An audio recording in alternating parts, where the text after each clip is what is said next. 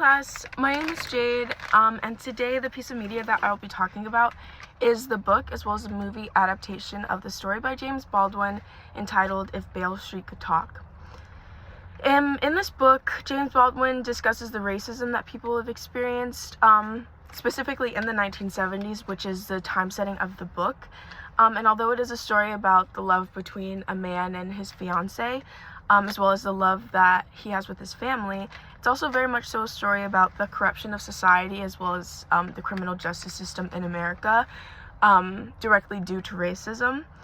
In the story, Fonny faces life in prison for a crime that he very clearly did not commit. And so because of this injustice in the system, not only does he have to face the consequences, but his family as well as his pregnant fiancée, Tish. And so in this novel, James Baldwin attempts and succeeds in making the audience aware of the vile racism and corruption in the justice system in America, and persuades them to feel the need to make a change about this. So to start off, we'll talk about ethos, which is the credibility part of it. Initially, the book is written by James Baldwin, who is obviously a black man who lived in America at the time. And he's also very well known for his essays, which also talk about the racism that he has experienced firsthand as a black man in America, as well as in other places, but specifically in the country that we live in, as well as many other encounters that he's had with the police or seen other people have with the police as well. As far as derived credibility, the story is written in the perspective of a black woman in America who is also seeing these things firsthand, seeing her father face these things, her black fiancé as well as other childhood friends who have faced or gotten the bad end of the stick of the criminal justice system and ended up in jail themselves. And so moving on to pathos, which is the emotional part of it, I really do think that James Baldwin played mostly into the emotion of the story because it is a very heart-wrenching and emotional story. It's about childhood best friends who grew together and grew into a relationship and began loving each other in a romantic way. And eventually, Tish does become pregnant. And so this moves the audience to feel a great deal of empathy for the fact that it's clear that Fonny is innocent. There's evidence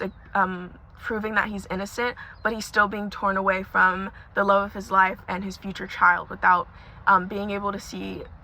him be born. So that's definitely the most emotional part of the story, and then also seeing how his family and his loved ones have to deal with basically what feels like a loss, especially for no good reason other than the blatant racism that we face in this country. And so in playing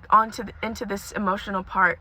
James Baldwin moves the audience to think about how many other black men have been unfairly imprisoned or unjustly imprisoned, and hopefully moves them to want to call that out and make changes in the justice system. And as far as logos, I don't know if I'm saying that right, but the logical part of it, the lawyer in the story does bring most of the logic because he talks about the blatantly and explicitly racist laws that are incredibly in disfavor to black Americans. And also at the beginning of the movie, a deal of statistics are given about how many young black men grow up to face prison sentences and criminal records because of the way our system has been built, not just to be in disfavor to black people, to black men specifically, but that is a great key factor in the criminal justice system itself. And so this uses sign reasoning, or James Baldwin uses sign reasoning as well as casual reasoning, which,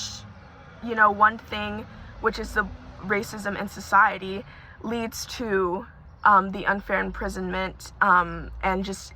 blatant injustice that black men face. And so in conclusion, I think James Baldwin effectively uses ethos, pathos, and logos And this is credible because of the people telling the story, the emotion that James Baldwin makes the audience feel, as well as the explicit examples of racism and how this has affected the justice system directly, makes this a very credible, persuading, and moving story to make people want to make changes in this honestly just vile justice system. So thank you for listening.